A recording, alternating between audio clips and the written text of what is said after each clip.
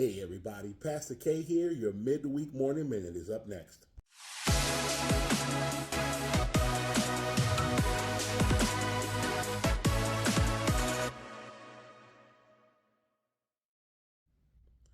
So the scripture today is coming from Mark chapter 8, verse 35. But I want to start at 34 to give us a little bit more context in what's really being said here. This is Jesus speaking. Again, this is Mark 8, but I'm going to go to verse 34. It says, "Then calling the crowd to join his disciples, he says, if any of you wants to be my follower, you must give up your own way, take up your cross, and follow me." Then verse 35, "If you try to hang on to your life, you will lose it. But if you give up your life for my sake and for the sake of the good news, you will save it." The scripture sounds a bit harsh here. It sounds like Jesus is saying that, we need to die for him, or, we need to give up our life for him.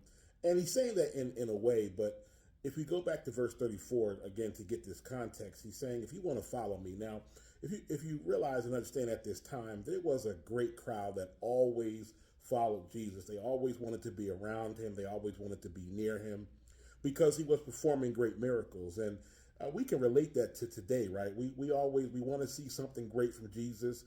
We call on Jesus when we're in need. We call on Jesus when we need a great miracle. However, most of our lives, we don't spend enough time with Jesus. We don't spend enough time giving up our lives or giving up what's most important to us for the sake of living a Christian life or for the sake of the gospel and spreading the gospel. And so this is what Jesus was saying to this crowd. He said, you all want to follow me, but do you understand the magnitude? Do you understand what this really entails to follow me? So he says, you need to give up your own way. Give up your way of thinking. Give up your way of doing things. He says, and take up a cross. Take up your cross. Carry a burden. Carry what you don't want to carry. Make yourself uncomfortable, he says, and then you can follow me. And then he says, and if you're trying to hang on to your life, in other words, if you're trying to keep what's important to you ahead of Jesus, in front of God, and in front of the work of the kingdom, he says, you're going to lose those things. He says, however, if you give those things up, if you give up your life, if you give up what is most important to you, then you're going to get it back. You're going to get it. And so this is what Jesus is saying to these followers, to his disciples, and also to us today.